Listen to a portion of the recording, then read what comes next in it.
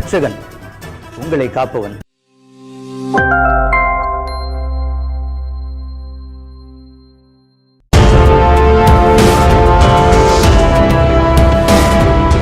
இன்று உங்களுக்காக. மகனே, திடன் கொள். மகனே, பயப்படாதே. மகனே, கலங்கி தவிக்காதே. மகனே, சோர்வாகாதே. இப்படி யார்தான் நம்மை தேற்ற முடியும் என்று யோசிக்கிறீர்களா? ஆமாங்க, நம்ம நிறைய நேரங்களில் ஏதோ ஒரு சின்ன சின்ன தவறுகள் செஞ்சா, சின்ன சின்ன தப்புகள் செஞ்சிட்டோம்னா, கூட இருக்கவன், அக்கம் பக்கத்தில் இருக்கவன், சொந்தக்காரன் எல்லாம் நம்ம சொல்லுவோம், ஐயோ நீ இந்த தப்பு பண்ணிட்ட, அதனால தான் உன் சந்ததி இப்படி இருக்கு.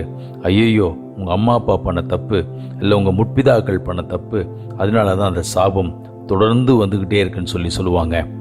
நீங்கள் கவலைப்படாதீங்க. நீங்கள் செய்ய வேண்டியதெல்லாம் அந்த ஆண்டவர்கிட்ட உட்கார்ந்து, ஆண்டவரே, ஒருவேளை என்னுடைய பெற்றோருடைய பாவமோ அல்லது முற்பிதாக்களுடைய பாவமோ அல்லது என்னுடைய பாவமோ தெரியல, என்னை மன்னிச்சிருங்க அப்படின்னு சொல்லி நீ ஆண்டவர்கிட்ட வந்துட்டேன்னா, அந்த தெய்வமாகிய இயேசு கிட்ட வந்துட்டோம்னா, அவர் சொல்றாரு, மகனே நீ பயப்படாதே, மகனே நீ கலங்காதே, திடன் கொள், உன் பாவங்கள் உனக்கு மன்னிக்கப்பட்டது என்று சொல்லி அவர் ஒருவர் மாத்திரம்தான் நம்முடைய எல்லா சாபத்தீடான காரியங்களிலிருந்து நமக்கு விடுதலை கொடுக்க முடியும். பிரியமானவர்களே,